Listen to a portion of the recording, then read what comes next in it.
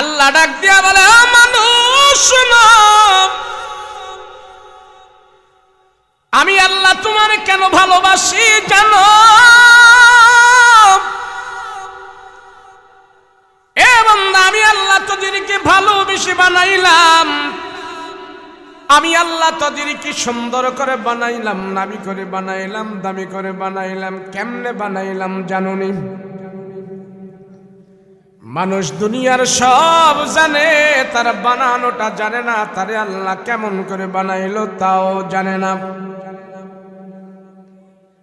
আমরা দুনিয়াতে আসার আগে মায়ের পেটের ভিতরে ছিলাম।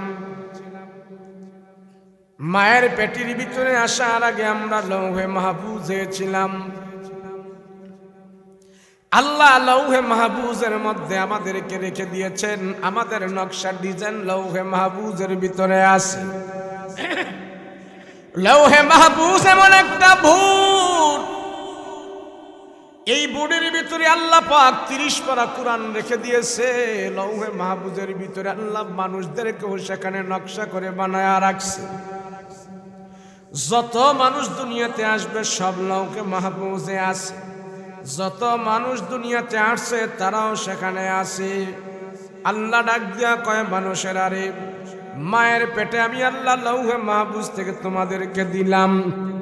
ওই মায়ের পেটে তোমরা কিভাবে থাকবা, সেখানে কেমনে চলবা, মায়ের পেটে ছোট্ট একটি সময় তোমাদেরকে সেখানে দেখভাল দেখাশোনা করার জন্যে, মায়ের পেটে তোমার হাড্ডি মাংস চর্বিগুলো জায়গায় জায়গায় সিটিং করার জন্য, ফিটিং করার জন্যে আমি আল্লাহ মায়ের পিঠের ভিতরে প্রত্যেকটা বনি আদমকে বানানোর জন্য সেখানে 2 জন ফেরেশতা রেখে দিয়েছি। জোরে বলেন কয়জন? আমার আপনার মায়ের পেটে 2 জন ফেরেশতায় বানাইছে। ওই 2 ফেরেশতা যখন মায়ের জমাট রক্ত থেকে আমাকে আপনাকে বানানোর সিদ্ধান্ত নিয়েছে, ওই 2 ফেরেশতা আল্লাহকে ডাক দেয়া কয়, আল্লাহ আপনার বান্দারে আমরা কেমনে বানাবো? আঙ্গুল কি 22টা হবে না, 20টা হবে না, 23টা হবে? আল্লাহ গো, সবগুলোকে টেরা হবে না সোজা হবে? আল্লাহ কতটুক লম্বা, কতটুক বেটে হবে? আপনার বান্দাকে আমরা কেমনে বানাবো? আল্লাহ কয়, আমার থেকে জিজ্ঞেস করার দরকার নাই। ওই যে আমার লৌহে মাহফুজের বুট আছে, সেখানে তাকায়া দেখো আমার বান্দাকে মায়ের পেটের ভিতরে কেমনে বানাইবা। লৌহে মাহফুজ থেকে দেখে দেখে আমার বান্দাকে তোমরা বানাইতে থাকো। এবার ফেরেশতারা লৌহে মাহফুজ থেকে দেখে দেখে পর্যায় ক্রমে ক্রমে আমাকে আপনাকে মায়ের পেটের ভিতরে বানায়। জমাট রক্ত থেকে মায়ের পেটের ভিতরে আমাকে আপনাকে বানায়। আমাদের পা বানায়, হাঁটু বানায়, মাজা বানায়, কোমর বানায়, গাড় বানায়, কাঁধ বানায়, পেট বানায়, পিঠ বানায়। বানাইতে বানাইতে যখন ফেরেশতারা মায়ের পেটে পর্যন্ত বানায়, এবার ফেরেশতারা ডাক দেয়া কয়, আল্লাহ আপনার বান্দার চেহারাটা আমরা বানায়া দেই। আল্লাহ ডাক দেয়া কয়, বান্দার চেহারাটা তোরা বানাইস না। ফেরেশতারা কয়, আল্লাহ সব আমরা বানাইলাম, বান্দার চেহারাটা আমরা বানায়া দেই। আল্লাহ ডাক দেয়া কয়, না না না, আমার বান্দার চেহারাটা বানাইস না, তোরা সব বানাইলি, আমার বান্দার চেহারাটা তাদেরকে দিয়া বানাবো না, আমার বান্দার সম্মানিত কপালটা তাদেরকে দিয়া বানাবো না, কোনো ফেরেশতা দিয়া বানাবো না, ডাক্তার, কবিরাজ, ইঞ্জিনিয়ার দিয়া বানাবো না। ফেরেশতারা ডাক দেয়া কয়, মালিক আপনার বান্দার চেহারাটা কে বানাবে? আল্লাহ ডাক দিয়া কয়, আমার বান্দার এই চেহারাটা, সম্মানিত কপালটা আমি আল্লাহ তাআলা আমার নিজের কুদরতি হাত দিয়া বানাই দিতে চাই।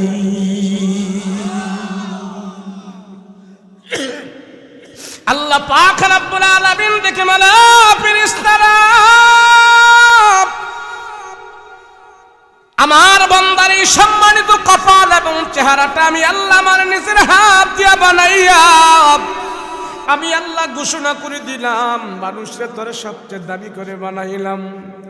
এ মানুষ, তোমার সম্মানিত কপালটা আমি আল্লাহ নিজের কুদরতি হাত দিয়া বানাইছি। এই কুদরতি হাতের কপাল লাগায় যখন নাকি তুমি আমার মালিকের সেজদা দিয়া পড়ে থাকো, তুমি যখন আমার দরবারে প্রশংসা করতে থাকো, সেজদা দিয়া পড়ে পড়ে যখন নাকি সুবহান রাব্বিয়াল আলা বলো, আমি আল্লাহ আরশে আজিমে ফেরেশতাদেরকে ডাক দিয়া বলে, ও ফেরেশতারা দেখ দেখ আদমরে বানাইতে নিষেধ করেছিলেন। আবার তারা দেখ আদম সন্তান আমার দরবারে সাজদা দিয়া পড়ে আসি, একবারে ছোট হয়ে গেছে। একটা মানুষ যখন নামাজের সাজদা দিয়া পড়ে থাকে এই মানুষটা সবচেয়ে বেশি ছোট হয়ে যায়। নামাজের সাজদা দিলে মানুষটা যত প্যাকেট হয়ে যায় এর চাইতে আরো ছোট হওয়া যায় না। মানুষ নামাজের সাজদা দিলে একবারে প্যাকেট হয়ে যায়, একবারে ছোট হয়ে যায়। আল্লাহ ফেরেশতাদেরকে ডাক দিয়া কয়, দেখ আদমের সন্তানেরা আমার সাজদা দিয়ে আমার দরবারে ছোট হয়ে গেছে, তারা সাক্ষী থাক আমি আল্লাহ তাআলা নামাজরত মুসল্লিদেরকে জীবনের সব গুনাহ ক্ষমা করে দিয়েছি। আল্লাহ পাক রব্বুল আলামিন ডেকে বলে, বান্দা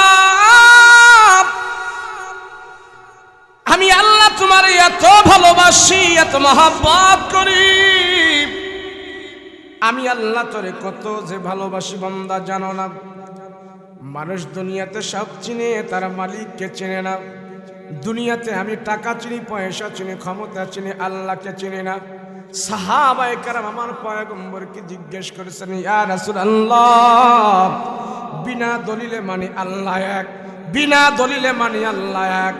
রসুল গো আল্লাহ বিশ্বাস করে নিয়েছি, আমরা বিশ্বাস করে নিয়েছি আপনাকে, বিশ্বাস করেছি আখিরাতকে, বিশ্বাস করেছি কবরের জীবন, বিশ্বাস করেছি মাটির নিচের জীবন, সব আমাদের ঠিক আছে। তারপরেও রসুল গো এমন কোনো জিনিস আছে কিনা তা দেখার দ্বারা আল্লাহর পরিচয় আমরা সহজে পাইতে পারি। রসুল বলেন, কেন পাইবা না? তাফাক্কারু ফি খালকিল্লাহ, আল্লাহর সৃষ্টি নিয়ে তোমরা গবেষণা করো, আল্লাহর সৃষ্টির দিকে তোমার মনোনিবেশন করো। আল্লাহ যে তোমার এত করে সুন্দর করে বানাইলো তুমি একটু গবেষণা করো।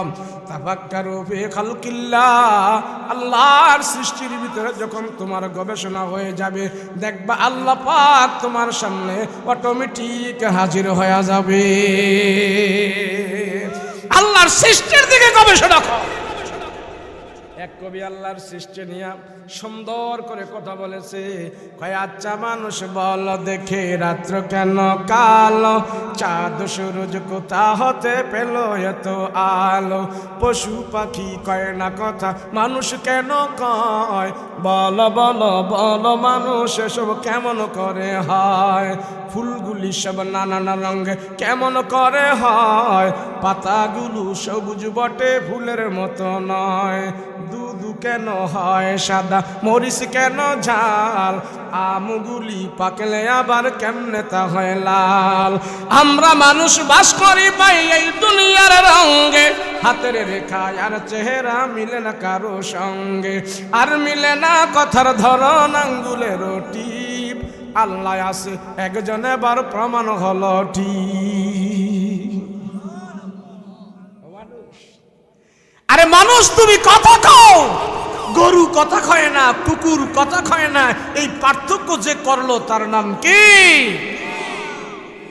আল্লাহকে দেখো, তাম পৃথিবীতে যত মানুষ বানিয়েছি এক একটা মানুষকে আমি আল্লাহ এক একটা মডেল করে তৈরি করে দিয়েছি। তোমাদের কি হলো আমার ছিল না, কারণ কি? ডিমগুলো সব সাদা ডিম, বাচ্চাও কি সব সাদা? কথা কয় না দিস। এই ব্যবধান করলো যে তার নাম কি? বলেন না তার নাম কি? মানুষ আল্লাহ ছিলেন। এই আমাদের হাতের নাগালে এই যে আমাদের ফিঙ্গারের ছাপ আছে না, টিপসই আসেনি? আচ্ছা কুমিল্লার মানুষের সাথে আপনাদের এই চাঁদপুরের মানুষের টিপসই মিলেনি? ফরিদগঞ্জের মানুষের টিপসই মিলেনি? হাতের টিপসই মিলে না। আর কুমিল্লার চাঁদপুর তো দূরের কথা, বাফেরটার সাথে তো ফুলারটারই মিলে না। দুনিয়াতে কত কিছু নকল হয়, কত কিছু আবিষ্কার হয়। হ্যাঁ, দুবাইতে 160 তলা বিল্ডিং হয়েছে, সৌদি আরবে নাকি 200 তলা হইবে। এত কিছু করতে পারছো, একজনের টিপসই আরেকজনের নকল করার ক্ষমতা নাই। কথা কও ঠিক কিনা? এর নামই হলো আল্লাহ। সব ডাক্তাররা মেডিকেল সায়েন্স গবেষণা করে বের করেছে কাঁচা মরিচের মধ্যে ভিটামিন আছে, ভিটামিন সি, যেটা মানব শরীরের জন্য অনেক উপকারী। কাঁচামরিচে কি? Vitamin C. কাঁচামরিচে কি? এখন মেডিকেল সায়েন্স গবেষণা করে বের করছে এই মরিচ খেলে, কাঁচা মরিচ খেলে ভিটামিন সি মানুষের বডির ভিতরে ঢুকবে। বডির ভিতরে ঢুকলে অ্যান্টিভাইরাস দূর হয়ে যাবে, মানুষের শরীর সতেজ থাকবে, ভালো থাকবে। ভিটামিন সি আছে কাঁচা মরিচে, বেশি করে খাবে তোমরা। এতটুক পর্যন্ত গবেষণা মেডিকেল সায়েন্সের। যদি মেডিকেল সায়েন্স এই গবেষণাটাও করত যে কাঁচামরিচে ভিটামিন সি আছে, ঠিক, তো কাঁচামরিচে ভিটামিন সি ঢুকাইলো কে? এই গবেষণাটা যে করবে সেই আল্লাহকে পেয়ে যাবে। কথা কোন ঠিক কিনা? এই গবেষণাটা আল্লাহ কয় আমার নিয়ে একটা গবেষণা করো না। তোমার ঘরের বিবি তোমারে বেশি ভালোবাসে না, তোমার মা তোমাকে ভালোবাসে তবে আমার মতো না, তোমার বাবা তোমাকে ভালোবাসে কিন্তু আমার মতো না, তোমার দল তোমাকে ভালোবাসে কিন্তু আমার মতো না, আমার মতো না। আমি আল্লাহ তারে সবচেয়ে বেশি ভালোবাসি। এ বান্দা, তোমার প্রতি আমার সবচেয়ে বেশি মায়া এবং দয়া, তোমার প্রতি আমার সবচেয়ে বেশি দয়া, তোমার প্রতি আমার সবচেয়ে বেশি ক্ষমা। আল্লাহ ডাক দেয়া কয় মানুষ, তুমি যে পাপ করো তোমার পাপটা বড় না, আমার ক্ষমা তোমার জন্য বড়। তুমি যে পাপ করো সেই পাপ তোমার বড় না, আমার দয়া তোমার জন্য সবচেয়ে বড়। বান্দারে তুমি যদি পাপ করো টিউবওয়েলের পানির মতো, সেই পাপ নিয়ে যদি আমার দরবারে তওবা করো, আমি আল্লাহ তোমারে ক্ষমা দিব পুকুরের পানির মতো। তুমি যদি পুকুরের মতো পানি, পুকুরের মতো পাপ নিয়া, পুকুরের পানির মতো পাপ নিয়া তুই আমার দরবারে আত্মসমর্পণ করো, তওবা করো, আমি আল্লাহ ক্ষমা দিব তোমারে নদীর পানির মতো। তোমার পাপ যদি হয় নদীর পানির মতো, আমার দরবারে আত্মসমর্পণ করো, আমি আল্লাহ তোমারে ক্ষমা দিব সাগরের পানির চাইতে আরো বড়। আমার ক্ষমা, আমার দয়াটাই তোর জন্য সবচেয়ে বেশি। এই বলাবেন, এই কথা কও, বসো।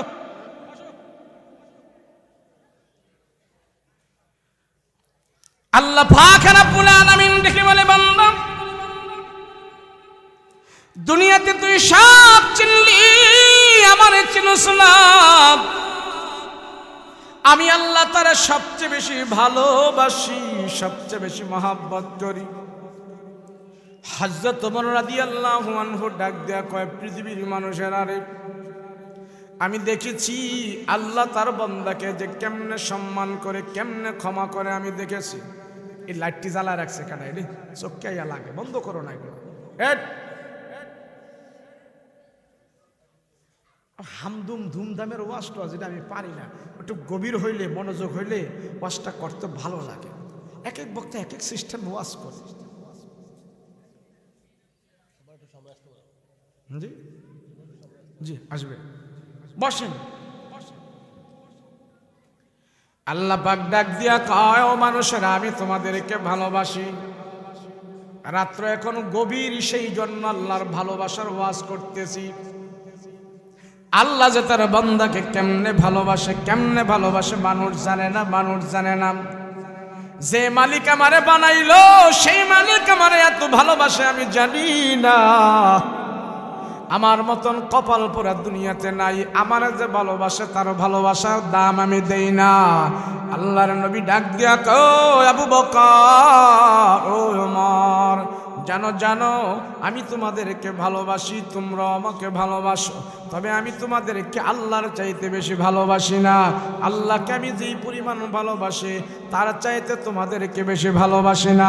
জেনে রাখবা, দুনিয়ার সব ভালোবাসা একদিকে, আমার আল্লাহর ভালোবাসা আমার কাছে আরেক দিকে। আল্লাহর ভালোবাসা, আল্লাহ পাক রব্বুল আলামিন তার বান্দাকে কেমনে ভালোবাসে, কত ভালোবাসে।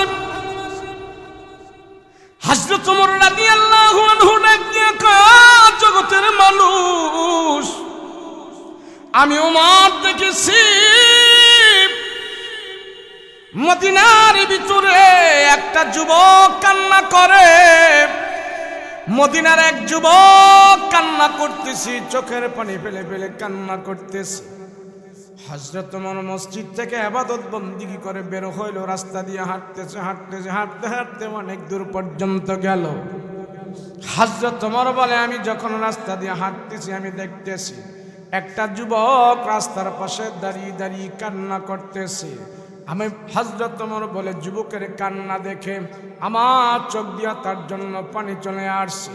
হযরত ওমর বলে, যুবকের চোখের পানি আমি সহ্য করতে পারি নাই। হযরত ওমর মনে মনে ভাবতেছে, ব্যাপার কি, ব্যাপার কি, সুদূরসুম চেহারাওয়ালা যুবক কেন কান্নাকাটি করতেছে, কারণ কি? হযরত ওমর হাঁটি হাঁটি পা পা করে যুবকের কাছে যায় জিজ্ঞেস করে, মা যুবকে সাব, ও যুবক তুমি কেন কান্না করো? কি হয়েছে তোমার? কোন জিনিস তোমার কাঁদাইতেছে বলো। এবার যুবক ডাক দিয়া কয়, ওমর গো, না না, আমি যেই জিনিসের জন্য কান্না করি সেটা আপনার কাছে বলা যাবে না। হযরত ওমর বলে, যুবক কেন কান্না করে তুমি আমার কাছে বলো। তোমার চোখে মুখে এত পানি, তোমার চোখের পানি দেখে আমি ওমর সহ্য করতে পারি নাই রে যুবক, বলো কেন তুমি কান্না করো, কারণটা কি? হযরত ওমর রাদিয়াল্লাহু আনহু এই কথা বারবার তারা জিজ্ঞেস করে, কিন্তু ওমরের কথায় যুবক কোনো উত্তর দেয় না, শুধু কান্না করে চোখের পানি ছেড়ে ছেড়ে কান্না করতেছে। হযরত ওমর বলে, যুবক বলো বলো তুমি কেন কান্না করো, বলো কারণটা কি বলো। যুবক কথা কয় না। হযরত ওমর কয়, বেটা বলো, তুমি যদি দুনিয়াতে কোনো কিছুর অভাবে পড়ো আমি সেটার অভাব মোচন করে দেব, তারপরও তুমি আমার কাছে বলো কেন কান্না করো, বলো তোমার কি প্রয়োজন, খাদ্যের প্রয়োজন না বাসস্থানের প্রয়োজন, তুমি আমার কাছে বলো, আমি ওমর তোমার সেটা দেওয়ার চেষ্টা করব। কেন কান্না করো তুমি আমার কাছে বলো। ওমর রাদিয়াল্লাহু আনহু বারবার তাকে জিজ্ঞেস করে, কোনো উত্তর দেয় না। হযরত ওমর বলে, যুবক আমি তোমাকে জিজ্ঞেস করি তুমি বলো, তুমি কি আমারে চিনো না? আমি হইলাম রাহমাতুল লিল আলামিনের প্রধান সাহাবীদের ভিতর থেকে বড় একজন সাহাবী। আমি নবীজির ডানে বামে সব সময় থাকি, নবীজি আমারে ভালোবাসে, আমি রাসূলকে ভালোবাসি, আমার কাছে বলো কেন তুমি কান্না করো, আমার কাছে বলো। ওই যুবক ডাক দিয়া, ওমর গো, আপনি যত বড় সাহাবী হন, আমি যেই জিনিসের জন্য কান্না করি সেটা আপনি দিতে পারবেন না। এই মদিনাতে আমি কান্না করি কোনো মানুষের জন্য নয়, কোনো আসবাব মালের জন্য নয়। নবী ওমর গো, আমি কান্না করে আমি মস্ত বড় একটা পাপ করেছি, অন্যায় করেছি, সেই পাপের জন্য আমি কান্না করতেছি। আমি পাপ করেছি, সেই পাপের জন্য আমি এখানে কান্না করতেছি, আমি অপরাধ করে ফেলেছি। ওমর গো বলেন, আমার অপরাধের কথা যদি আপনার কাছে আমি বলি, আপনি আমার পাপ ক্ষমা করতে পারবেন কিনা বলেন। হযরত ওমর বলেন, না না যুবক না, তোমার পাপ ক্ষমা করার আমার কোনো অধিকার নাই, আমার সাহস নাই। যুবক বলে, সেই জন্য আপনার কাছে বলেও কোনো লাভ নাই। হযরত ওমর বলে, যুবক তোমার পাপ যদি আমি ক্ষমা না করতে পারি, তবে আমার কাছে একটা বুদ্ধি আছে, তুমি আমার সাথে চলো, আমার কাছে আমার রহমতের নবী আছে, আমার দয়াল নবী আছে। ওই নবী যদি হাত উঠে আল্লাহর দরবারে তোমার জন্য দোয়া করে, আমার মন বলে নবীর দোয়ার বদলতে আল্লাহ তাআলা তোমার বড় পাপ ক্ষমা করে দিতে পারে।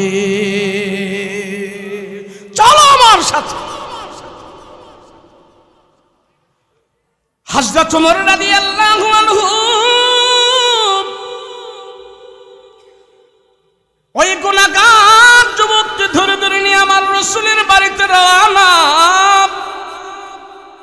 আল্লাহর নবীর কাছে নিয়ে পালাইলেন। যুবক, আরে আমার কাছে বলো নাই কি গুনাহ করেছো, আমার রাসূলের কাছে বলো, নবী তোমার জন্য দোয়া করবে। রাহমাতুল লিল আলামিন যুবককে জিজ্ঞাসা করে, যুবক বলো কি গুনাহ করেছো, তুমি বলো কি গুনাহ করেছো বলো।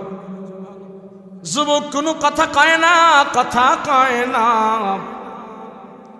শুধু কান্না করতেছে। রাসূল বলে, বলো বলো কি অপরাধ করেছো আমার কাছে বলো, আমি শুনতে চাই, বলো।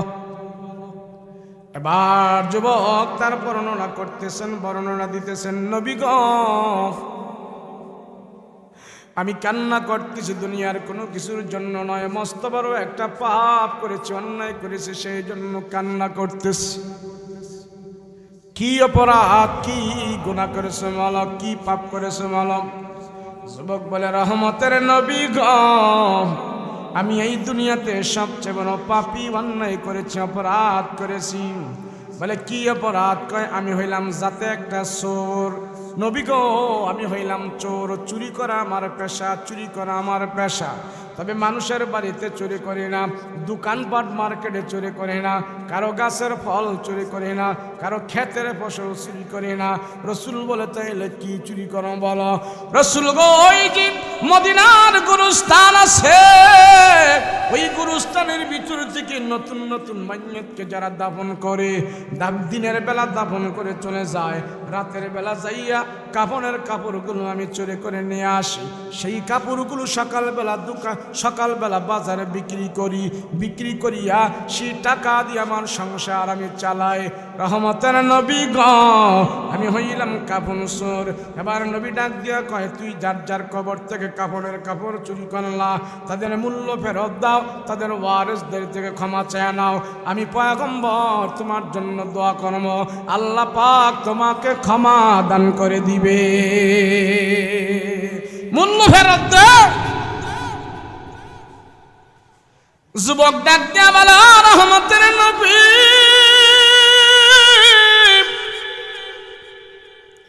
এতটুক পাপ যদি আমি করতাম আপনার পর্যন্ত আমি আসতাম না।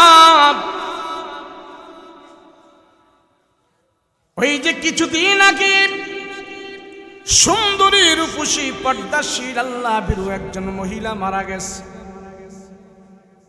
নবী গো, পরহেজগারিনী আল্লাহর বান্দি মারা যাওয়ার পর, মহিলা মানুষ মারা গেছে, সেখানে কাফনের কাপড় বেশি পাওয়া যাবে। তার আত্মীয় স্বজনেরা তারা দিনের বেলা দাফন করে চলে গেছে, আমি রাতের বেলা চলে গেলাম গুরুস্থানে। ঢালপালাগুলো সরাইয়া, মাটিগুলো সরাই আস্তে আস্তে কবরের ভিতরে নামলাম। আমি কবরের ভিতরে নেমে এক করে টেনে আমি 5খানা কাপড় খুললাম। কাপড় খুলে কাপড়গুলো নিয়ে যখন চলে আসবো, এমন মুহূর্তে শয়তান আমাকে ধোঁকা দিল, আমি বুঝতে পারি নাই। শয়তান আমার দিমাগ নষ্ট করে ফেলেছে, আমাকে ধোঁকা দিয়ে ফেলেছে। এরে যুবক, এই কবরের ভিতরে সুন্দরী মহিলার লাশ পড়ে আছে। তুমি যদি চাও তোমার মনের কাহেশ তুমি মিটাইতে পারো। রাসূল গো, শয়তানের ধোঁকায় পড়ে আমার যৌবনের চাহিদা আমি মিটাইলাম। নাউজুবিল্লাহ। আমি যখন কবর থেকে চলে আসব, এমন মুহূর্তে ওই মহিলার জবান থেকে আওয়াজ বের হয়ে গেছে, রে যুবক, কি করলি? দুনিয়াতে আমার যৌবন জীবনের প্রতি কেউ লোলুপ দৃষ্টি দিতে পারে না, তুমি আমাকে দুর্বল পায়া, একা পায়া আমাকে নাপাক করে দিলা। হাসরের ময়দানে আল্লাহর আদালতে আমি কেমনে দাঁড়াবো রে যুবক? আর তুমি বা আল্লাহর কাছে কেমন করে মুখ দেখাবো রে যুবক? রাসূল গো, আমার কলিজায় পানি নাই। আমি কোন রকম কবর থেকে আস্তে আস্তে করে উঠে আমি চলে আসলাম। একদম ভয় পেয়ে গেছি, থরথর করে আমি কাঁপতেছি। গো নবীজি, আমি কোথায় যাওয়ার তোমার জায়গা নাই, বড় পাপ করে ফেলেছি। আপনার ওমর আমাকে রাস্তা থেকে আপনার কাছে নিয়ে আসছে। নবীজি, আপনি আমার জন্য একটু দোয়া করেন। আল্লামা শায়েখ কারি আবুল্লাহ সামরকন্দি রহমাতুল্লাহি আলাইহি তার কিতাবের ভিতরে লেখে, যখন নবীজি তার এই মুমূর্ষ বর্ণনা শুনেছে, নবীজি বসা ছিলেন, নবী পর্যন্ত ভয়ে লাফ দিয়া দাঁড়ায়া গেছে। আল্লাহর নবী ডাক দিয়া কয়ে, যুবক করে, আমার কাছে তোর আর জায়গা নাই। আমি নবীজি তার চেহারাটা দেখতে চাই না, এক মুহূর্তের জন্য আমার আমার পয়গম্বরের সামনে থাকার সুযোগ নাই। এই মক্কা মদিনায় বহুত পাপী আমি দেখেছি, কিন্তু তোমার মতো একজন জঘন্য পাপী আমি রাসূল কোনোদিন দেখি নাই। আমার দরবারে থাকার কোনো সুযোগ নাই, তুমি দূর হ, দূর হ, দূর হ। আমি নবীজি তোরার চেহারা দেখতে চাই না, দূর হ, দূর হ। উঠ, উঠ, আমার কাছ থেকে উঠে যা, আমি রাসূল তোর চেহারা দেখতে চাই না, দূর হ। ওই যুবক মনে মনে চিন্তা করতেছে, হায় রে, যে অপরাধ করেছি আমার নবী পর্যন্ত আমাকে তাড়া দিছে। আমি যদি এখানে বেশিক্ষণ বসে থাকি, আমার নবী যদি আমার জন্য বদদুয়া করে, নবীর বদদুয়া তো আমার উপরে লেগে যাবে, এখানে থাকা যাবে না, চলে যাই, চলে যাই। ছেলেটা আমার নবীর দরবার থেকে একটা দৌড় দিছে, দৌড়ায় পাহাড়ের উপরে চলে গেছে। ওখানে যা কান্নাকাটি শুরু করে দিয়েছে, কান্না করতেছে, কান্না করতেছে, চোখের পানি শেষ করে ফেলেছে। এক নয়, দুই নয়, তিন নয়, 40 দিন পর্যন্ত সেখানে কান্না করতেছে। যুবক শুধু কান্না করে, কান্না করে, খাওয়া নাই, দাওয়া নাই, ঘুম নাই, নিদ্রা নাই, আরাম নাই, আয়েশ নাই, গোসল নাই, কিচ্ছু নাই, শুধু মালিকের দরবারে পড়ে পড়ে কান্না করে আর চিন্তা ভাবনা করে। ডাক দিয়া বলেন, মালিক, নবী পর্যন্ত আমাকে বিদায় করে দিছে, আল্লাহ গো তুমি যদি বিদায় করে দাও, যাওয়ার তো আমার কোনো জায়গা নাই, কোথায় যাবো গো মালিক, তুমি ছাড়া আমার কেউ নাই, তুমি আমারে মাফ করে দাও। যদি তুমি মাফ করে দাও, ওয়াদা দিলাম তোমার সাথে আমার জিন্দেগিতে ছোট্ট একটি গুনাহ আমি করবো না, বড় গুনাহ করবো না, কবিরা গুনাহ করবো না, ছোট গুনাহ করবো না, তোমার সাথে ওয়াদা দিতেছি আল্লাহ তুমি আমারে মাফ করে দাও। তওবা করতেছি আল্লাহ তুমি আমারে মাফ করে দাও। রাহমাতুল লিল আলামিনের বিদায়কৃত যুবক আল্লাহর দরবারে পুরো পুরো কান্না করে, বিনাইয়া বিনাইয়া করে কান্না করে। কান্না করতে করতে 40 দিন পর্যন্ত কান্না করেছে। 41 দিনের মাথায় জিবরাইল আমিন তাকে কেন্দ্র করে জিবরাইল আমিনকে আল্লাহ পাক ডাক দিয়া কয়, ও জিবরাইল যাও, কুরআনের একখানা আয়াত নিয়া আমার নবীর কাছে যায় তুমি হাজির হও, আমার পয়গম্বরকে জানাই দিয়ে আসো, যেই উম্মতির গুনাহ দেখে নবী পর্যন্ত ভয় পায় গেছে, আমার বন্ধুর খাতিরে, আমার বন্ধুর খাতিরে, আমার বন্ধুর উম্মতদেরকে আমি আল্লাহ পাক জানাই দিতে চাই, যত বড় বড় কোন না কেন আমার পয়গম্বরের খাতিরে আমি আল্লাহ তাআলা আমার বন্ধুর উম্মতকে সরাসরি আক্রমণ করব না, সরাসরি গুনার জন্য আমি তাকে আমি আঘাত করব না। আগের দিনের নবীরা যখন গুনাহ করত, রাতের বেলা জিনা করত, সকালবেলা কপালের মধ্যে লেখা হয়ে যেত এটা জিনাখোর, রাতের বেলা চুরি করত, সকালবেলা তাদের চৌকাঠে লেখা হয়ে যেত এটা চোর, রাতের বেলা ডাকাতি করত, দিনের বেলা লেখা হয়ে যেত এটাতে সে ডাকাতের বাড়ি, এটা ডাকাতের ঘর। এইভাবে গুনার সাজা সরাসরি তারা পেয়ে যেত, গুনার জন্য অপরাধী সাব্যস্ত হয়ে যেত, মানুষের কাছে তারা লজ্জিত হইত। আল্লাহ ডাক দিয়া কয়, হাবিব আপনার উম্মতিরা গুনাহ করবে, আমি আল্লাহ আপনার খাতিরে তাদেরকে সুযোগ দিয়া দিলাম, সরাসরি তাদের পরিচয় আমি মানুষের কাছে ধরে তোলে না, তাদেরকে জানায়া দেন আপনার যে উম্মত গুনাহ জিনাকার যুবক আমার দরবারে এসে যখন কান্নাকাটি করেছে, তার চোখের পানি বিনাইয়া বিনাইয়া করে যখন ফেলে দিয়েছে, আমি আল্লাহ তাআলা তার চোখের পানি পড়ার কারণে, খাঁটি দিল তওবা করার কারণে আমি আল্লাহ তার মস্ত বড় গুনাহ ক্ষমা দান করে দিয়েছি। अल्लाह दिल दे जुटेरे इश्क के गरोह दाइम रहमत की तेरे उस पे नजर हो। अल्लाह दिल दे जुटेरे इश्क के गरोह दाइम रहमत की तेरे उस पे नजर हो। दिल दे के तेरे इश्क में ए हाल हो उसका महशर का अगर शुरू हो तू बिना खबर हो। महशर का अगर शुरू हो तू बिना खबर हो।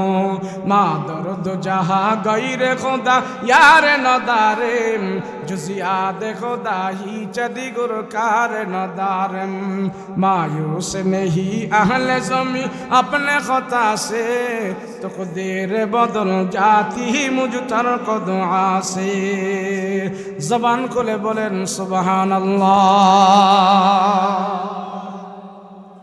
माफ करार मालिक के माफ तो चाই না আমরা কথা কোন ঠিক না তওবা করি না আমরা তওবা করি না আমরা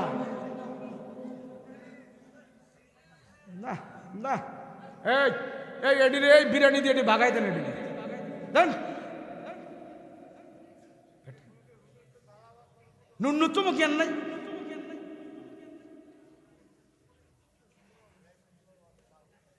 খোদার দিন 30 দিন আমরা এইভাবে জাগতে হয় অক্টোবরের 22 তারিখ থেকে শুরু করছি এই পর্যন্ত পুরা রাত ঘুমানোর একদিন মাত্র সুযোগ পাইছি রোজার আগের দিন পর্যন্ত এইভাবে মাহফিল করতে হবে রাত জাগা অগমা করা খুব বিরাট বড় কষ্টের জিনিস এটা আপনারা বুঝতেন না আরে আপনারাও তো দুইজন কথাবার্তা বললে মাঝখান দিয়ে একজন সালাম দিলে যে দুইটা জায়গায় বেটা কথাটা কি সালাম রে কথা কন না তো আমরা এইভাবে ওয়াজ করলে যদি এই কথা চিল্লাপাল্লা করে আমাদের জ্যান তো লইরা যায় মুনতাসির হয়ে যায় অন্যদিকে চলে যায় কথাবার্তার লাইন ঠিক থাকে না আল্লাহ আমাদের ক্ষমা করেন সকলে বলুন আমিন আল্লাহ আমাদের মাফ করেন বলেন আমিন জিবরাইল আমিন কোরআনের আয়াত নিয়ে নবীজির কাছে হাজির হয়ে গেছে রসুলকে জিজ্ঞেস 3টা প্রশ্ন করেছিলেন ইয়া রাসূলুল্লাহ রসুল গো আপনার উম্মতের হায়াত মওতের মালিক আপনি না আল্লাহ নবীজি কয় না না আমার উম্মতের হায়াত মওতের মালিক হলেন আল্লাহ জিবরাইল আমিন 2 নম্বর প্রশ্ন করে নবী গো আপনার উম্মতের রিজিকের মালিক আপনি না আল্লাহ নবী বলেন না না রিজিকের মালিক আমি না মালিক কে মালিক হলেন আল্লাহ এবার জিবরাইল আমিন বলেন আপনার উম্মতের গুনাহ খাতা ক্ষমা করার মালিক আপনি না আল্লাহ রাসূল বলেন না না উম্মতের গুনাহ খাতা ক্ষমা করার মালিক হলেন কে আল্লাহ জিবরাইল কয় এই যে কিছুদিন আগে একটা যুবক আইছে জিনাকার হেরে দিয়ে আপনি তাড়াই দিবেন তো রাসূল আর কিছু কয় না হ্যাঁ তারা তাড়ায়া দিছি সে বড় গুনাহগার আমি তাড়ায়া দিছি জিবরাইল আমিন কয় নবী গো আপনি তাড়ায়া দিছেন আজ থেকে আল্লাহ পাক জানাই দিছে আপনার উম্মতকে খাটি দিলে যখন তওবা করবে আল্লাহ আর তাড়ায়া দিবে না আপনি তাড়ায়া দিছেন এখন খাটি তওবার পদ্ধতি বইলা দিবেন আপনার উম্মতকে আল্লাহ পাক খাটি তওবা করার কারণে আল্লাহ আপনার উম্মতের গুনাহ খাতা ক্ষমা করে দিয়েছে ওই যে যুবকের গুনাহ ক্ষমা করে দিয়েছে আল্লাহ কোরআনের আয়াত নাযিল হয়ে গেল ইল্লা মান তাবা ওয়া আমানা ওয়া আমিলা আমালান সালিহান فأولئك يبدل الله سيئاتهم حسنات وكان الله غفورا رحيما আল্লাহ এই আয়াত নাযিল করে জানাই দেন মানুষেরা ভয় করিস আমাকে ভয় কর আমাকে আত্মসমর্পণ আমার কাছে আমি আল্লাহ তার সব ক্ষমা করে দিতে পারি কথা বলেন ঠিক কি না ক্ষমা তো চাই না আমরা আরো কই কি আমরা কি এত তওবা টওবা করবো আমরা কি এত ক্ষমা চাই হ্যাঁ আমরা কি লাগি এত ক্ষমা চাই আমরা কি পাপ করি নাকি যখন নাকি বাপে ইন্তেকালের সজ্জায় রুহটা আইয়ার যায় তখন ঠিক কেন হুজুর আমার আব্বার একটু তোবা টোবা ভরাই যা কথা কই না দিস তখন কি তোবা ভরার টাইম এখন কি তওবা করার টাইম রাসূল বলে সকালে 100 বার বিকালে 100 বার ইস্তিগফার ভরো আমি রাসূল তোমাকে গ্যারান্টি দিলাম আল্লাহ পাক দুনিয়াতে তোমার গুনাহ তো মাফ করবে মৃত্যুর টাইমে তোমার এই পবিত্র জবান দিয়া কালেমা নসিব হয়ে যাবে তোবা টোবা নাই আমাদের ঘরগুলো জাহান্নামী হয়ে গেছে আমাদের ঘরগুলো সিনেমা হল হয়ে গেছে আমলের পরিবেশ নাই কথা বলেন ঠিক কিনা আমলের পরিবেশ নাই এই আমরা থাকি যেখানে এটা হলো পুরান ঢাকা কয় কলতা বাজার কি বাজার কলতা বাজার ওই ঢাকা কোডের কাছে তো এরা তো একটু পুরান ঢাকায় মানুষ তো কথাবার্তা কেমনে কয় বুঝে নিত কথাবার্তার সাইজ গুস, এদের কথা শুনলে তো শুধু হাসি উঠে। হুজুরে ডাক্তার নিয়েছে, হুজুর ওস্তাদজি বাবা মারা গেছে, আহেন একটু দোয়া করবেন। তো হুজুরে গেছে, যাওয়ার পরে এ বসাইলো হুজুর। বসানোর পরে বলতেছে, ওস্তাদজি আপনাকে যে চেয়ারটা বসাইছি না, এই চেয়ারটা আমার বাবাই কিনছি। ওস্তাদজি আমার বাবা এই চেয়ারে বসে বসে রাত্রে টিভি দেখছে, নাটক দেখছে, সিনেমা দেখছে। আর সামনে যে টেলিভিশনটা দেখতেছেন না ওস্তাদজি, এটা আমার বাবাই কিনছে। বাবাই বসে বসে নাটক সিনেমা সব দেখেছে। এই টিভি দেখলে আর চেয়ারটা দেখলে বাবার জন্য দুঃখে কলিজা ফেটে যায়। ওস্তাদজি করুমটা কি? তো হুজুরে মনে মনে কায় রে, বুঝা গেল তোর বাবাই যে দুনিয়াতে কি আমল করছে তোর কথার দ্বারাই বোঝা গেল। যেই সন্তান বাবার মৃত্যুর পরে গুনাহের সরঞ্জামাদি দেখে আফসোস করে, ওই আফসোস বাবার কবরে দাও দাও করে আগুন জ্বলবে। যদি বলতো ওস্তাদজি আমার বাবা এই চেয়ারে বসে বসে আল্লাহর কালাম তেলাওয়াত করত, ওস্তাদজি আমার বাবা এই মাসাল্লায় বসে বসে নামাজ পড়ত, আমার বাবা এই চেয়ারে বসে বসে দুরূদ আজকার করত, বাবাই তো এখন নেই, বাবার আমলগুলো আমি সন্তানে পুরা করার চেষ্টা করি।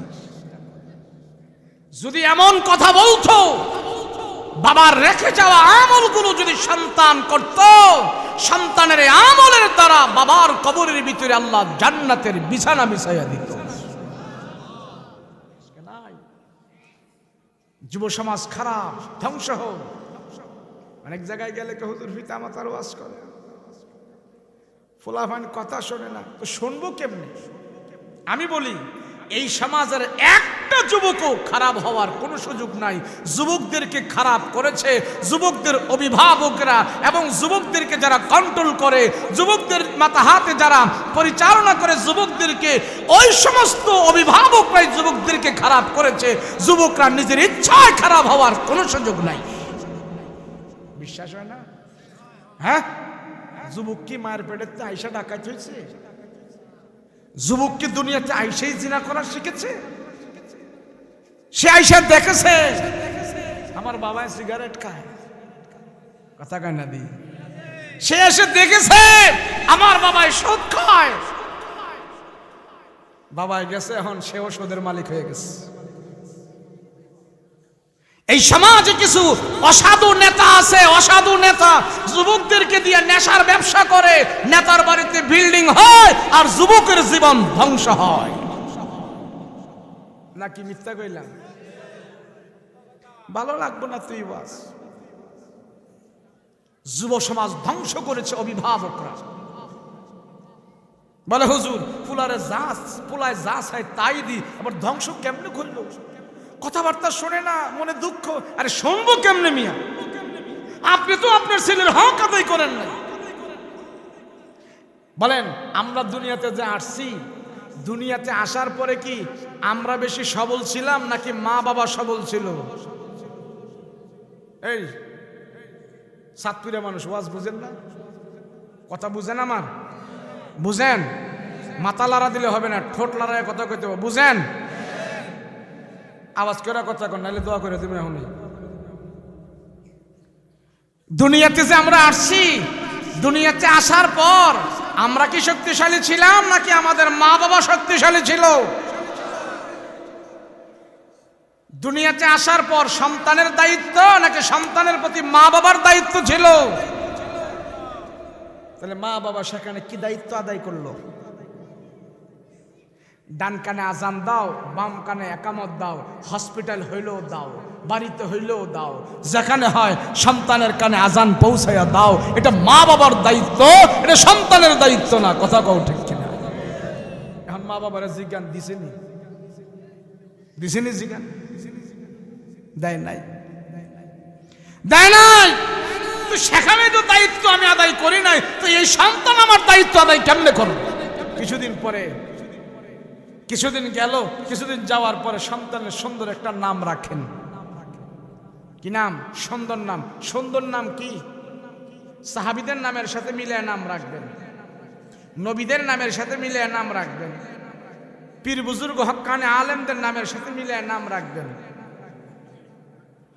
কিন্তু এখন হুজুর নাম একটা রাখা দিলেই তো চলে, নাম নিয়ে কে তো ওয়াজ করা লাগে নাকি? কথা কোন ঠিক না? তা আমিও কইলাম নাম নিয়ে যদি ওয়াজ না করা লাগে তো রসগোল্লার নাম পায়খানা রাখা তোর না, দেহি কাটায় খায়, খাইব কেউ? আমার রসুল সাল্লাল্লাহু আলাইহি ওয়াসাল্লাম যত কাফের মুশরিকদেরকে মুসলমান বানিয়েছেন, আপনি দেখেন তো মুসলমান হওয়ার পরে রসুল কোনো একজন কাফেরের নাম ছিল কিনা? নবীজি কালেমা পড়ার আগে ওই কাফের নাম আগে পরিবর্তন করছে, এর পরে রসুল তারে কালেমা পড়াইছে। একজন সাহাবীর নাম আপনি পাইবেন না কাফের অবস্থায় যে নাম ছিল, রসুল তার সেই নাম ধরে ডেকেছে। নাম বিশাল বড় সার্টিফিকেট। তো সন্তানের ভালো নাম আমরা রাখি না, কথা কোন ঠিক কিনা? রাখি না। এত নাম একটা রাখা তুলেছে, মন্টু, সেন্টু, আছে না নাই? মানিক, বাদল, স্বপন, আছে না নাই? এটি কি কার নাম? এগুলি মুসলমানের নাম নয়, এগুলি হিন্দুদের নাম, খ্রিস্টানদের নাম, বিজাতিদের নাম। একজন হিন্দুর ঘরেও আপনি পাইবেন না মুসলমানের সন্তানের নাম, কথা বলেন ঠিক কিনা? তা আমরা এত গাদা কেন? এখন আমার না আমাদের সন্তানেরটা রাখি, গেল নাম। কিছুদিন পরে সন্তান যখন আর একটু বড় হয়, আর কিছুদিন যাওয়ার পর এই সন্তানের নামে আপনি আকিকা করেন। আকিকা, এখন অনেক মানুষ আকিকা কি এটা জানে না। ছেলেরে খতনা করায়, মুসলমানি করায়, মুসলমানির খতনার অনুষ্ঠান করায়, আছে না? না, সুন্নতে খতনার অনুষ্ঠান করেননি আপনারা এদিকে? সুন্নতের খতনার অনুষ্ঠান কোনো কোরআন হাদিসে নাই, শরীয়তে নাই। ফুলার সোনা কাটটা জবত করবা আর টেবিল বিছায় খালি পয়সা লইবা, ভাইসু করছে কি? ভালোই করছে, এগুলি নাই। আছে আকিকা দাও, কিন্তু আকিকাই ভুলে গেছি। গরু জবাই করছি আমরা 1 লাখ টাকা দিয়া, মানুষ দাওয়াত দিলাম, টেবিল নিয়ে বসলাম, সারাদিন খাইলো। আমার ভোলার সুন্নতে খতনার অনুষ্ঠানে খাইলো সবাই, আল্লাহ আল্লাহ নোট দিছে, 1000 2000 করে টাকা দিছে, মহা খুশি। রাতকে যায় জামাই বউ হিসাব করে দেখে, মাশাআল্লাহ টাকা খরচ করছি 1.5 লাখ আর কালেকশন হয়েছে 3 লাখ। খুশি খুশি, কথা কোন ঠিক না? কোথেকে পাইছে? কোন নবীর সুন্নত? কোন সাহাবীর সুন্নত? যুবক এমনি খারাপ হয় না। মনে করছেন ফুলাটা যাও রইছে, নেশাখোর হইছে, বাবা তুমি সেখানে তার অধিকার নষ্ট করেছো, তুমি দায়িত্ব আদায় করো নাই, তোমার কিছু খর্ব আছে, সেই জন্য এই পোলা তোমার জন্য অভিশাপ হয়ে দাঁড়িয়েছে। নাকি মিথ্যা কইলাম? যুবক খারাপ হয় তার 20% খারাপ তার কারণে, আর 80% খারাপ হয় মা বাবার কারণে। কার কারণে জোরে বলেন? মা বাবার কারণে। সঠিক পথে পরিচালনা করে না। আমার যুবক যখন, আমার ছেলে যখন 12 বছর হয়েছে, 13 বছর হয়েছে, 15 বছর হয়েছে, আমার দায়িত্ব সন্তানকে মসজিদে পাঠানো, আল্লাহকে সাজদা করা, এটা বাবার দায়িত্ব, মার দায়িত্ব। মা যদি সেখানে দায়িত্ব পালন না করে, এই সন্তান মা বাবার জন্য আল্লাহ পাক আযাব হিসেবে দাঁড় করায় আনে। এই ওয়াজ করলে আর ভালো লাগবে না, এগুলা ভালো না। গ্যাং পার্টি আছে সমাজে, গ্যাং পার্টি, কিশোর গ্যাং। কিশোরী গ্যাং বুঝেন তো? 12 বছরের পোলা এখন খুন করে, 16 বছরের ছেলে এখন মেয়ে নিয়ে ভাগে। এগুলা গ্যাং পার্টি, কিশোর গ্যাং। সে এখনো কিশোর, যুবক হয় নাই, সে এখন মানুষ খুন করে। কেন? সন্তান। এই সন্তান গ্যাং হওয়ার পিছনে, এই সন্তান চরিত্রহীন হওয়ার পিছনে খোঁজ নিয়ে দেখেন তার মা বাবা তার দায়িত্ব আদায় করে নাই, কথা বলেন ঠিক কিনা? অনেক মহিলা আছে সন্তান পেটে আসছে, এই সন্তান পেটে নিয়ে সারাদিন নগ্ন অশ্লীল ছবি দেখতেছে, মোবাইলে চ্যাটিং করতেছে আরেক বেড়ার লগে। জামাই কাজ করে বিদেশে আর মহিলা প্রেম করে উত্তরপাড়ার কাল্লা চোরার লগে আছে না নাই? তোর ফলা ভালো হইব করছি, ভালো হবে করছে কি আমার দেখান। রাসূল বলেছেন যে মা তার সন্তানকে পেটে নিয়ে কোরআন তেলাওয়াত করবে, সূরা ইয়াসিন তেলাওয়াত করবে, আল্লাহর জিকির করবে, নামাজ পড়বে, তাহাজ্জুদ পড়বে, এই সওয়াবগুলো, এই আমলগুলো একদিন না একদিন এই গর্ভের সন্তানের উপরে আসর করবেই করবে। কই নাই কেন আমাদের এগুলি? সমাজ এমনি নষ্ট হয় না, সমাজের যুবক এমনি খারাপ হয় না। যুবকদের অবস্থা, যুবকদের কথাবার্তা শুনলে শয়তানও লজ্জা পায়, তার পোলা এত খারাপ কেমনে হইল? রাগ করতেছেন? আপনারা রাগ করলে অসুবিধা নাই, আমি যে এলাকায় ওয়াজ করি আর জীবনে না এলো আমার কোনো অসুবিধা নাই, আলহামদুলিল্লাহ। জীবনে দাওয়াত না দিলে কোনো অসুবিধা নাই, দাওয়াত ওয়াজ করে ভাত খাওয়ান লাগবো এই চিন্তা বাদ দিয়ে লেজে আঁকিস। আমার সমাজের যুবকদেরকে নামাজের দায়িত্ব আপনারা নেবেন, রাজি আছেন? রাজি আছেন?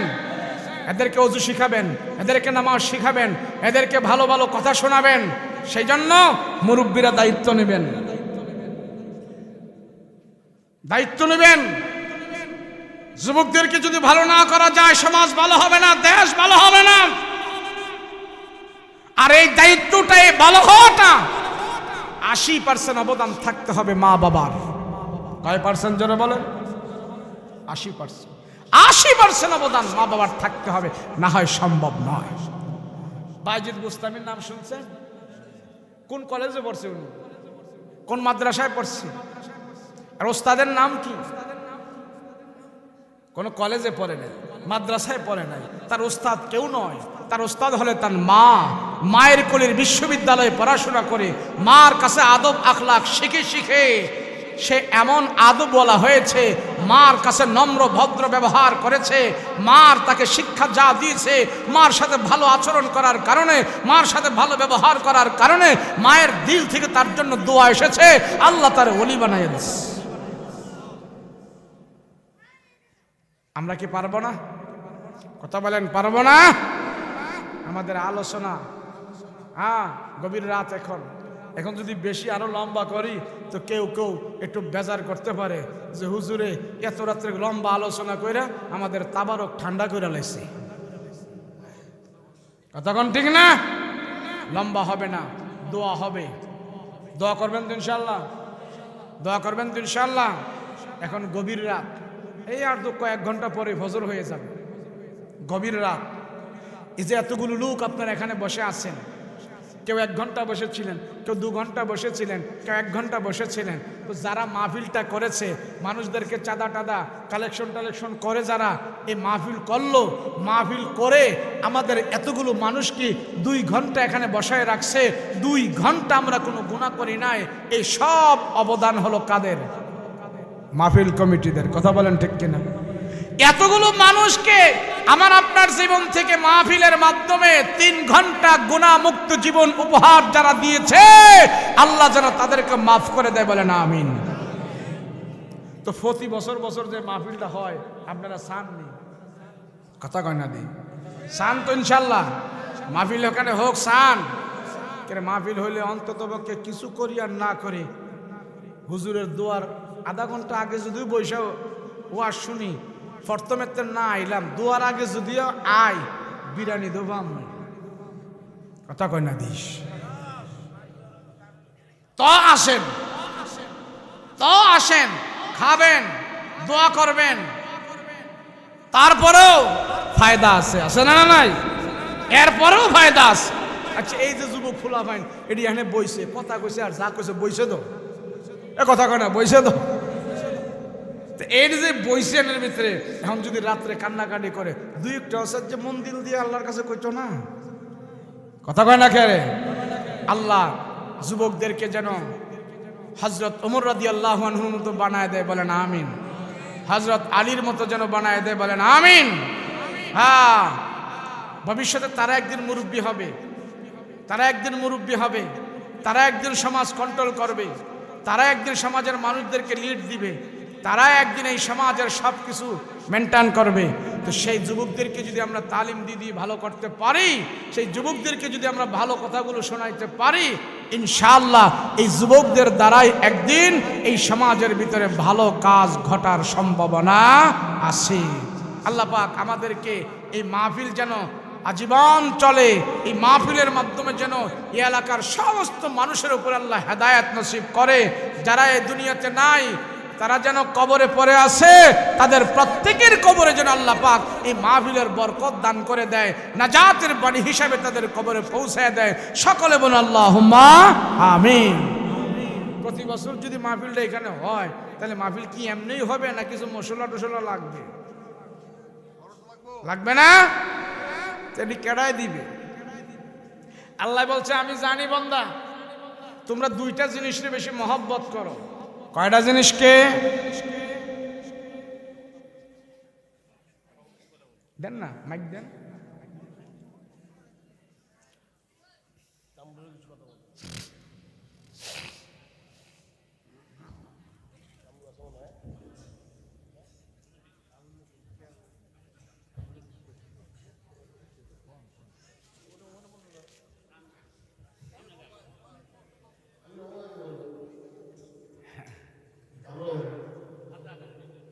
তুমি কিছু কথা বলো। আমাদের দেশের আমরা হক আমাদের কাছে পাওনা আছে, কিছু বলে কিছু। বিসমিল্লাহির রহমানির রহিম। শ্রদ্ধা মুরব্বিগণ, ছোট বড় অনেকে আছেন। আসলে আমাদের তো অনেকেই ছিলেন, আমি জানি, যদিও অনেক ছোট ভাই বন্ধু আছে। আমাদের মিজি বাড়ি, আমার নাম কামরুল, আমার বাবুর নাম ইসলাম মাস্টার, হয়তো অনেকে ছিলেন। তো যাই হোক, সবার কাছে আমার একটা চাওয়া, যেটা হুজুর কিছুক্ষণ আগে বললেন, আমি খুব মনোনীত হয়েছি। বিষয়টা এতটা গভীরে গেছিল উনি, আমার কাছে খুব ভালো লাগছে ব্যক্তিগতভাবে। যারা নাকি মাকে বাবাকে ভালোবাসেন, আসলে তারা খুব ভালো থাকবেন, এটা আমি পরীক্ষিত। আর যে ভদ্রলোক এখানে বসে আছেন আমার ডাইন পাশে, এই ভদ্রলোক আমাকে ঢাকা দিয়েছেন এবং ওনার সম্বন্ধে আমার থেকে বেশি জানে যারা আমার বসে একটু বড় আছেন, তারা জানবেন উনি অনেক ছোটোবেলায় ঢাকাতে গেছেন এবং আমাদের এলাকার অনেক লোক, এই বেরপুর, সৌদিরামপুর, অনেক লোক নিয়েছেন উনি, আমি যতটুকু জানি। তবে তার মধ্যে জানি না উনি আমাদের বেশি দোয়া করছেন। এই জন্য আল্লাহ তাআলা আমাকে অনেক ভালো রাখছে, এবং আমি শুকরিয়া আদায় করি। এবং সর্বোপরি আরও বেশি দোয়া করি যে ইনি আমাকে ঢাকা নিয়ে আমাকে অনেক জ্ঞান বৃদ্ধি অনেক কিছু আমাকে শিখিয়েছেন হাতে ধরে ধরে। ওনার জন্য আমি ব্যক্তিগত আমার পরিবার বর্গ সবাই ওনার জন্য দোয়া করবেন, আর আমার ফ্যামিলি বর্গ অবশ্যই ওনার জন্য দোয়া করেন। আর বিশেষ করে হাজির সাহেব আসলে অনেক কিছু উনি আপনাদেরকে বলবে, যেহেতু আমাদের 5 মসজিদের মনে হয় না, 5 মসজিদের মুসল্লিয়ান এখানে আছেন। মোটামুটি সব বাড়ির লোকজন আছেন, হয়তো আমি সবারই মতো চিনব না, অনেকের হয়তো চিনি। আলহামদুলিল্লাহ সবাই এখানে আসছেন। আমার কাছে ব্যক্তিগত বেশি ভালো লাগছে যে ময়দানটা খুব সুন্দর হয়েছে, এবং এটা খালি আপনারা কেউ কেউ টাকা দিয়েছেন, কেউ দেন নাই, এই জন্য না, যে দেন নাই সে কিন্তু বেশি দোয়া করছে এটা সুন্দর করার জন্য, আমি মনে করি। তো আরও বেশি মনে করি সবাই এখানে একসাথে উপস্থিত হয়েছেন, আমাদের এই কয়েকটা এলাকার মানুষ অনেক দূরের থেকে আসছেন, অনেক আত্মীয় স্বজন আছেন এখানে, আমার খুব বেশি ভালো লাগছে। তবে আমি ব্যক্তিগতভাবে দোয়া করি এই অনুষ্ঠানটা আরও সুন্দর হোক। হুজুর অনেক সুন্দর বয়ান করছেন, ওনার জন্য আমি দোয়া করি, এবং আমাদের যে ছোটো ভাই বোন যারা আছেন, চাচা যারা আছেন, সবার জন্য আমি দোয়া করি সবাই সুস্থ থাকেন, সুন্দর থাকেন। আরেকটু দোয়া করব, যারা বেশি বেশি বাবা মা খেদমত করবেন তারাই ভালো থাকতে পারবেন, তারাই সুন্দর থাকতে পারবেন, এবং তারা যে কত ভালো থাকবেন এটা আসলে বুঝে শেষ করা যাবে না। ভালো ভালো খাইতে পারবেন, ভালো ভালো করতে পারবেন, একমাত্র বাবা মাকে দোয়া করবেন। আর বাবা মাকে খেদমত করাটা হুজুর সবসময় সব হুজুরই বয়ান করেন, এবং অনেকে ইউটিউবেতে বিভিন্নভাবে দেখেন, গানে অনেক কিছুই তো শুনেন। যারাই নাকি বাবা মাকে খেদমত করবেন, একটু জোরে কথা বললে বাবার কাছে ছুটে যাবেন, মার কাছে ছুটে যাবেন। আসলে অনেকে জানেন যে আমি অনেক ভালো আছি, তাই না? অনেকে জানেন না আমি অনেক ভালো আছি, এটার কারণ হলো একমাত্র আমার বাবা মা। আমি অনেক খেদমত করি, যদিও অনেকে জানেন না, কিন্তু আমি নিজের মুখে বলি আমি এই জন্য আল্লাহ তাআলা আমাকে অনেক খুব ভালো রাখছে। আর আমার আব্বা নাই, আমার মা আছে, আমার মা আমার কাছে থাকেন, আলহামদুলিল্লাহ আমি শুকরিয়া আদায় করি। আমার মার খেদমতটা আমি আসলে আপনাদেরকে বলে শেষ করতে পারবো না। আমার মা যদি একটা কাজ দেয়, আমি সঙ্গে সঙ্গে আমার রুম থেকে চলে যাই, এবং এই জন্য মনে হয় আল্লাহ তাআলা আমাকে করে রাখছে। আর আমি দোয়া করি সবাই আমাকে এই জন্য দোয়া করবেন, আমি যেন সবার খেদমত করতে পারি। এলাকার অনেক হয়তোবা আমাকে অনেক কিছু বলেন, আমি চেষ্টা করি সহকারে শুনে চেষ্টা করি অন্তত যতটুকু পারি, আমার যতটুকু সামর্থ্য আছে এটা আমি প্রেজেন্ট করার জন্য। এবং আমার জন্য এই জন্য দোয়া করবেন, আমার এলাকা যেন আমি আরো বেশি বেশি দিতে পারি, এই জন্য আমার জন্য দোয়া করবেন। সবাইকে ভালো থাকে, সুস্থ থাকে, সুন্দর থাকে। আসসালামু আলাইকুম ওয়া রাহমাতুল্লাহ।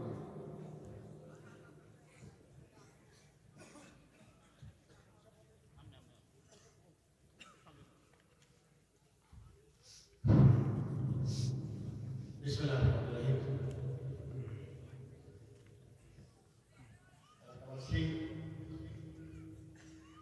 আপনারা সবাই মনে আমাদের আপনাদের এখানে আমি তো অনেক দিনই ঢাকা শহরে আমার সময় চলে গেছে। আপনাদের কাছে আসলেই মনে হয় শুধু মাটির সুন্দর বিচার করে ভালো সুন্দর আমি আসতেছি আমার সাথে আসলে আপনার সাথে ছিলাম আসি থাকবো এই আশা করি। আসলে আমরা এই আজকে আপনারা দেখছেন হয়তোবা যেখানে বলছেন আমরা এখানে হয়তোবা অনুসরণ বসার জায়গা আমরা বানাইতে পারবো। আমরা আস্তে আস্তে সকলে মিলে এই বসার জায়গা বানানোর চেষ্টা করছি। তারপরেও আমার মনে হয় আমরা চেষ্টা করছিলেন আরো ভালো করা যায়। আর এই ব্যাপারটা নিয়ে আসলে আমরা সকলে মিলে কাজ করি মনে করি, সকলে মিলে কাজ করলে মনে হয় আরো বেশি বেশি আমরা কাজ করি। আমরা দেখেন এই 10,000 টাকা ছিল অল্প একটু বাড়তে বাড়তে অল্প কোথায় গেছে, কোটি গেছিল বাড়তে অঞ্চল কোথায় গেছে। আমরা আসলে এই যারা আল্লাহর রাস্তায় কাজ করি তার জন্য আল্লাহর জন্য আমরা কাজ করি, এর কাজ জন্য অর্থাৎ আল্লাহর জন্য, তাই না? আমরা কাজ করবো আল্লাহর রাস্তায়। আল্লাহর রাস্তায় কাজ করতে ইচ্ছা আমরা কি লাভ সব করতেন আল্লাহ না কোনো করতেন? আমরা কিন্তু এখানে সবাই মিলে করে কাজ হারিয়ে দিয়ে না এলাম। সবাই মিলে কাজ করলে আজকে 5 বছর আমরা এখানে 10 বছর করতে পারবো। কেন পারেন? ওই যে সবাই মিলে কাজ করেন, সবাই মিলে কাজ করলে তাকে তো আরো বাড়তে পারে। আল্লাহ তোমার কে দিতে চায় না? আল্লাহ তোমার সবাই দিতে চায়, কিন্তু আমরা দিতে পারি না নাকি? আমরা আল্লাহ নিতে পারি নাই, চাইলে কেউ দিতে পারি। আমি দেখেন আসলে নবীন একদম পড়াশোনা করছি, বেশি তেমন পড়াশোনা করি নাই, কিন্তু আমার কাছে অনেক ছেলেমেয়েরা আছে master degree pass, degree pass, তার সাথে আমার সঙ্গে কথা বলতে পারবো। কেন লাগছে না? আসলে কিন্তু দায়িত্ব আমি বললাম নি এই আমাদের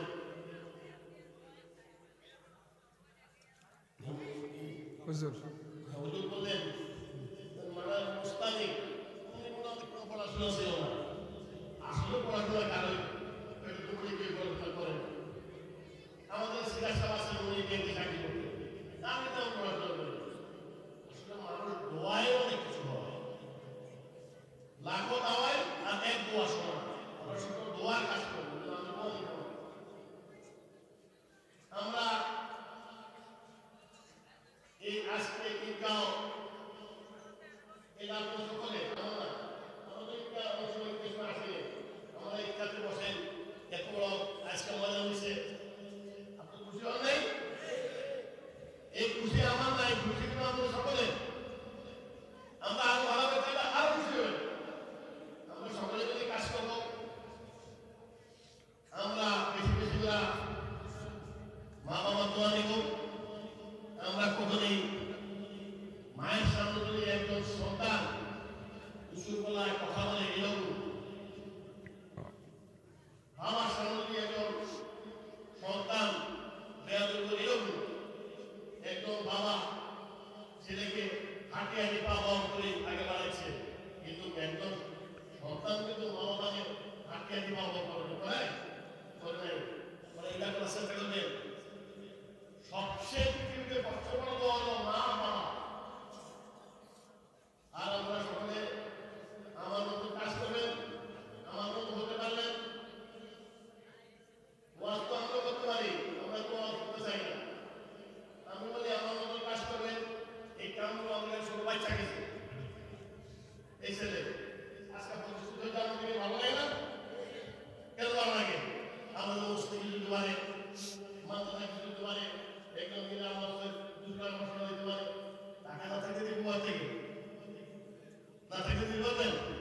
একাত্তর হয়েছে, এগুলো আলাদা হয়েছে, কার তো কিছু নাই, সব বিকট।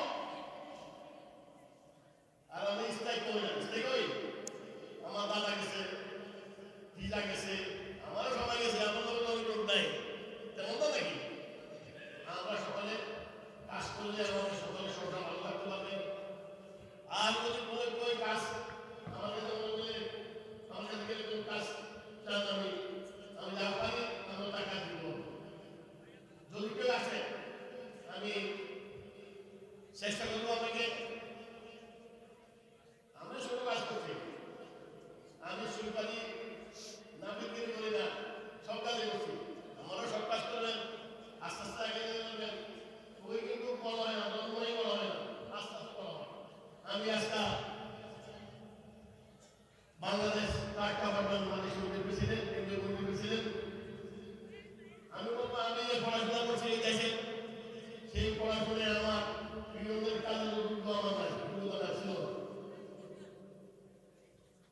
দারোয়ানের যোগ্য ছিলাম না। আসলে করতে করতে করতে হয়, রাঁধতে রাঁধতে রাঁধলেও বাড়তে বাড়তে করতে হয়। আমরাও চেষ্টা করতে পারি, চেষ্টায় ফেরাতে নাকি চেষ্টা করি, চেষ্টায়। আমি সকলকে বলবো, আপনার যাদের ছেলে সন্তানরা আছেন, ওরা আমাদের এই অনেকের ভাই, অনেকের ছেলে। আপনারা যদি কোনো কাজ করি, আমি যে ট্রেনে আসি শিখতে চান, তাহলে আমি কাজ করব। আমি সকলকে বলবো, আর সকল ছেলে সন্তান করে বলবো, আপনারা মা বাবার সাথে আদর সহিত কথা বলবেন। খোদার পরে মা, খোদার পরে মা, খোদার পরে মা, খোদার পরে বাবা। আমরা যদি খোদার ভয় করেন তাহলে মা বাবার ভয় করবেন, খোদার ভয় করবেন না, মা বাবার ভয় করবেন না। সত্য জীবন আজকাল 1 ঘন্টা আগে বা আধা ঘন্টা আগে কোনো জানবার হয়েছে না, না হয় নাই? আপনাদের কোনো কাজ সময় জানি না, সেটা তো জানেন। আল্লাহর উপর ভরসা করবেন, কাজকর্ম করবেন। আমি বলবো আমাদের এই দেশের লোক যারা আমার কাছ থেকে ফেরত আসছে, এরা নিজে করে ক্ষতি করছে, কে ক্ষতি করে নেই, ওরা নিজে করে নিজেরা ক্ষতি করছে। আর যারা আছে তারা ভালো সময় যাবে নাকি? আমি বলবো আপনারা সকলেই এই সমাজকে উন্নত করতে পারবেন। একটাই, সবাই কর্ম করবেন, আগে বেড়ে দিতে পারবেন। কর্ম করবেন না, যা আছে তাকে নিজের মতো করবেন। ধর্ম আর কোনো কর্ম, আর কোনো ধর্ম। আমাদের কর্মই না থাকে, টাকা না থাকে, বলে মুসলিম দান চায় পাবেন। আমরা সকালে আমরা আসলে আমরা জানি মনে হয় শুনলে মনে খুশি হবেন। আমাদের একটা জায়গা আমরা দিয়ে দিছি, মাদ্রাসা মসজিদ অনুষ্ঠানের জন্য। আমরা এইবারে কিছু আনন্দ করবো। আমি আপনাদের সকলের সহযোগিতা কামনা করছি, আগামী জানো সকলে দেখবেন। আর আমি যদি কেউ আমার সাথে না নেওয়া করবো, তো আমরা এখানে আমার এখানে আমার মন্দির চলে আসামি, তো আমরা কিছু ভিক কিনছি। আর কিন্তু এবার কিন্তু আরো চাই আমরা সকল দোয়া করবেন, আনন্দ করবেন। আর আমি তো আনন্দ দিয়েছিলাম, আমরা কাবা শরীফ যখনই ইব্রাহিম আলাইহিস সালাম তৈরি করতেছিলেন, তখন আল্লাহ বলছেন, আল্লাহ এই কাবা শরীফ না হওয়া পর্যন্ত আমার মৃত্যু করবা না। আমরা দোয়া করবেন, এই 60 তলা মাদ্রাসা না হওয়া পর্যন্ত আল্লাহ আমার মৃত্যু লাগবে। আমি সকলকে দোয়া চাই, আমাদের হুজুর দোয়া করবে।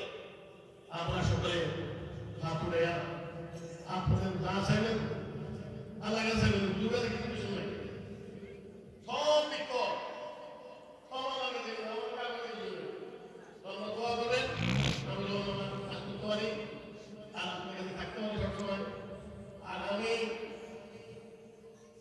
বলছি আজকে গত কোরবানির কথা বলছি, আমি বলছি যতদিন আল্লাহ বাঁচায় আর আমরা যখন আমি সকল মাহফিলে যখন আপনার করে হেল্প করতে পারি, আমি আমার কথা বলে আপনার সকলে ধন্যবাদ দিয়ে আমার সংক্ষিপ্ত বক্তব্য শেষ করলাম। আসসালামু আলাইকুম ওয়া রাহমাতুল্লাহি ওয়া বারাকাতুহু।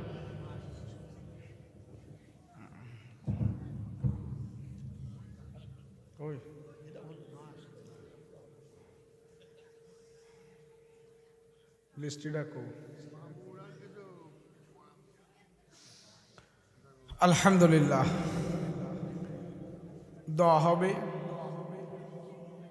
গভীর রজনী আমরা দোয়া করব, আল্লাহ পাক যেন আমাদের দোয়া কবুল করে।